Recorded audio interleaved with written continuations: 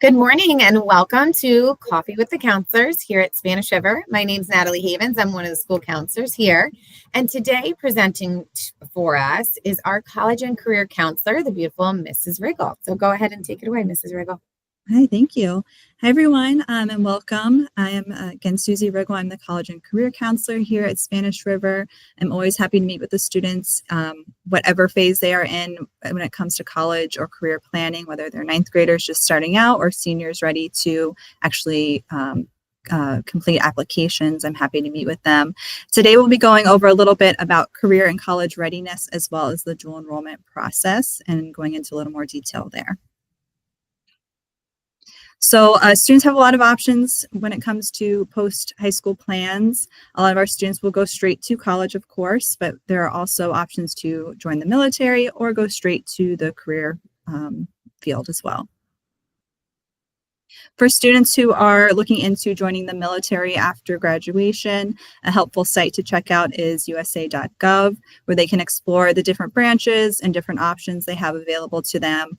We also have recruiters who visit Spanish River frequently, so if students ever want to be put in touch with them or if you have questions, I'm happy to arrange that or to give you that information as well. A good option for students who might be exploring military options, or even those who aren't, is to take the ASVAB exam. This is the Armed Services Vocational Aptitude Battery. Students who are joining the military will have to take this exam just to measure, it measures different skills in different areas to see what fields might be a good fit for them when it comes to jobs in the military. Students who aren't interested in the military but still might want to take this exam are welcome to do so. There's no military commitment involved, but it can be good to help students explore different career fields or different options that are out there when it comes to, it's helpful when it comes to predicting future academic and career success. So that's a good option. We offer that once a year. Please feel free to reach out to me if you would like more information or if you would like to sign up for that test. Students are also welcome to take that exam with recruiters as well if they are looking to join the military as well. So as I said, most of our students are applying to college after graduation. It is important for students to know their why. Why are they applying for college, and what is the purpose of attending a university for them?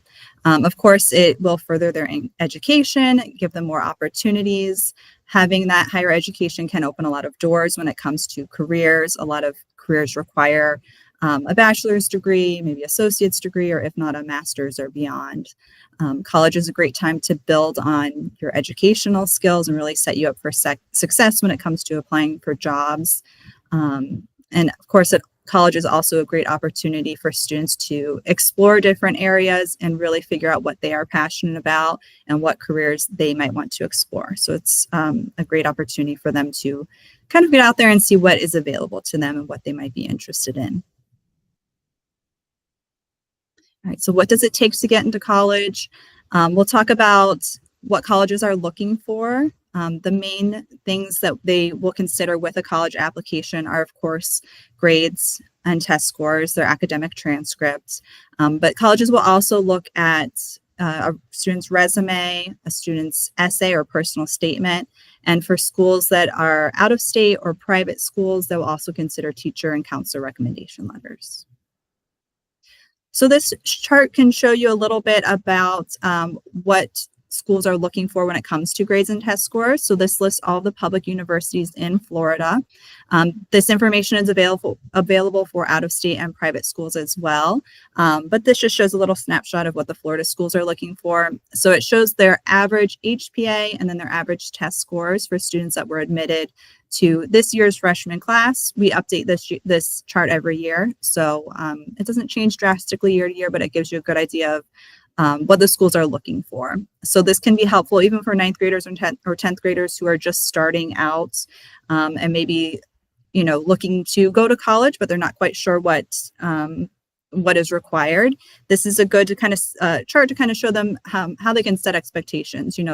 Their high school transcript starts from day one of freshman year. So if they have a certain school in mind, it really shows them how important it is to keep up that rigor every year and to keep working hard every year to make sure that their grades are up to par when it comes to actually submitting their applications. For juniors, it's helpful because that's when they will start taking either the SAT or the ACT, those standardized tests. So it can give them a good idea of what they need to aim for if they have a certain school in mind. And then, of course, for juniors and seniors, it's a good kind of chart to look at when they're deciding where they might want to apply. It can show them what schools might be a good fit for them academically, where they might have a good chance of getting in.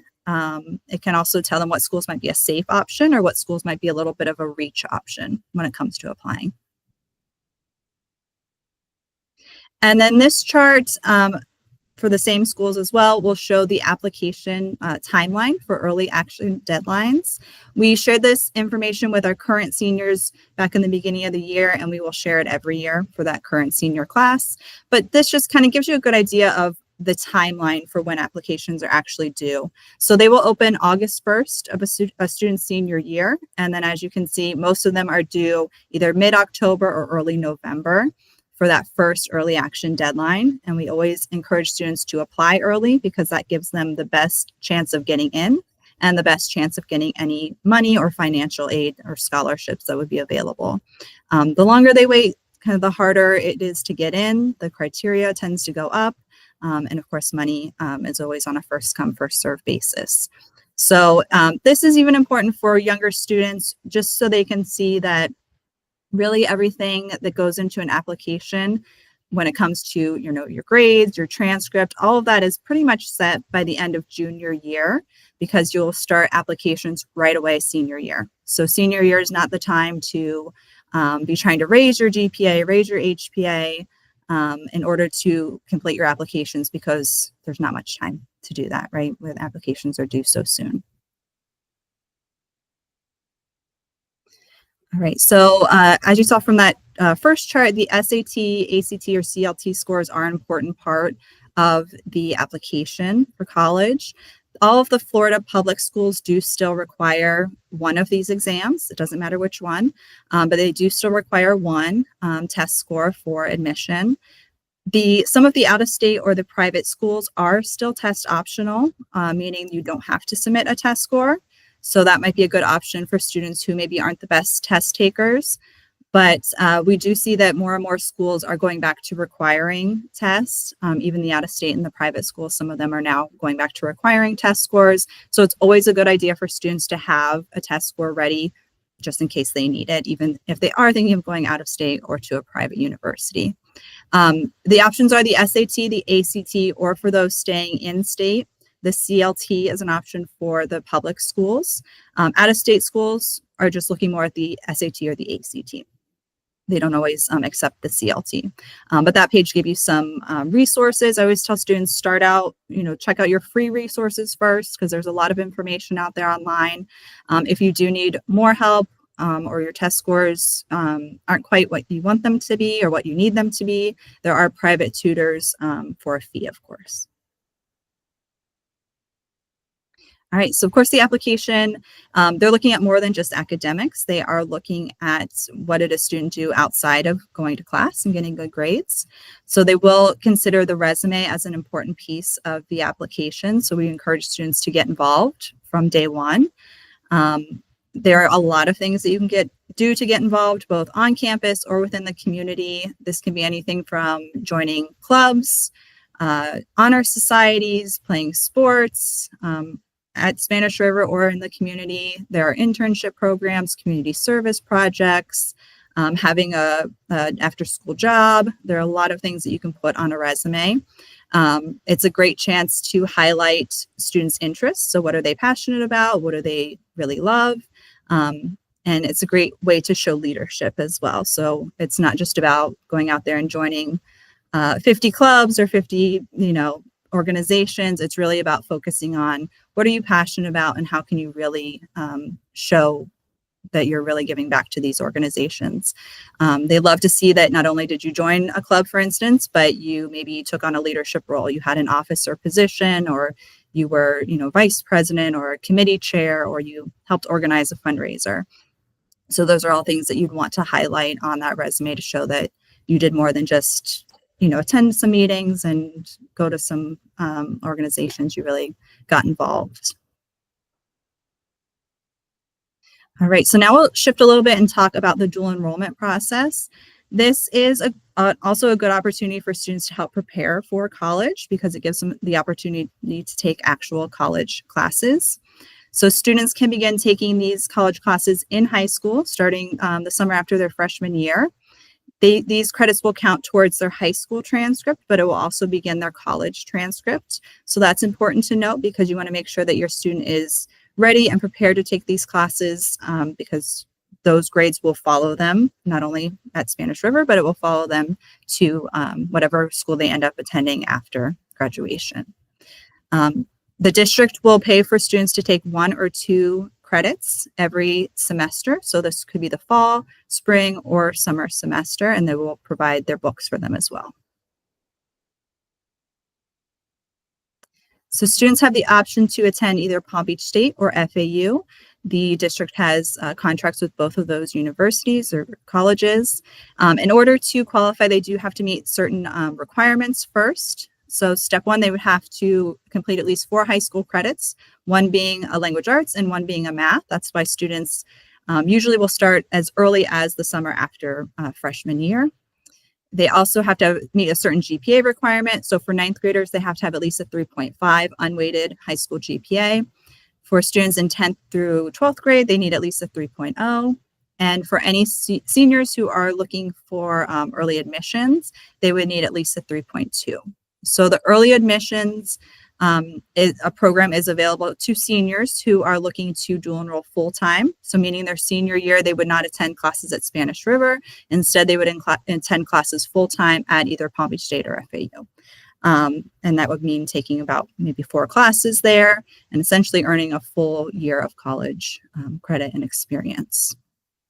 The other thing they need to have in order to qualify are college-ready test scores.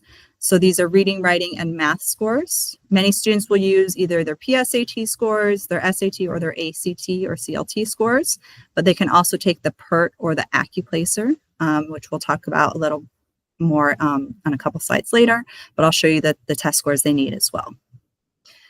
Step 2, they'll complete an application for admissions on the school's website. They will also complete an online orientation, and then they will have to submit required documents. So this would be submitting their college-ready test scores, a dual enrollment authorization form, and verification of their GPA or their transcript.